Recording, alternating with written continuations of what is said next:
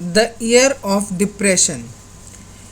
US से Germany को sympathy के रूप में एक डेविस प्लान उसको दिया जर्मनी को यूएसए ने, जिसके अकॉर्डिंग वो उसकी मदद कर रहा था, पैसा देने में थोड़ा सा उसको लोन दे रहा था, लेकिन ये ज़्यादा समय तक नहीं चला। 1924 से 1928 तक डेविस प्लान चला। उसके बाद जो डेविस प्लान है वो कामयाब नहीं हुआ, क्योंकि 1929 में वॉल स्ट्रीट एक्सचेंज क्रैश हो गया। लोग अपने शेयर बेचने लगे और यूएसए की इनकम आधी हो गई, जिसका इफ़ेक्ट पूरे संसार पर पड़ा। 24 अक्टूबर को 13 मिलियन शेयर सोल्ड हो गए, यानी बिक गए।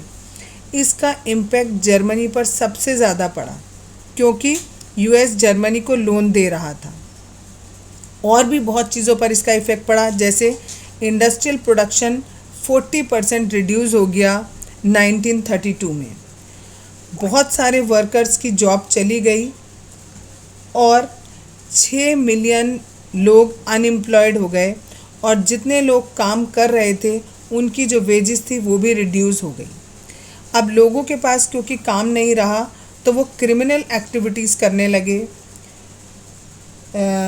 जो लोगों की जो सेविंग थी वो भी धीरे धीरे करके ख़त्म होने लगी, और जो बिज़नेस थे वो भी सारे के सारे बर्बाद हो गए। लोग बाग अपना जो लेवल है लिविंग का, उससे नीचे लेवल पर रहने के लिए मजबूर हो गए। इन सब सिचुएशन में वीमार रिपब्लिक कोई सॉल्यूशन नहीं निकाल पाई, क्योंकि उसमें पहले से ही कुछ डिफेक्ट्स थे।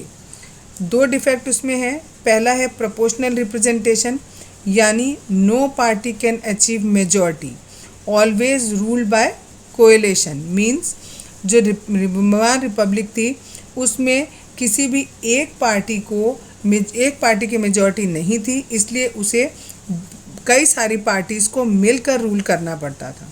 और दूसरी वीमार रिपब्लिक में ये कमी थी आर्टिकल 48 की, जो क्या देता है, प्रेसिडेंट को एक पावर देता है कि वो कभी भी इमरजेंसी इम्पोज कर सकता है, लोगों के सिविल राइट्स को सस्पेंड कर सकता है, और ये कह सकता है कि रूल जो है वो डिक्री के अकॉर्डिंग होगा।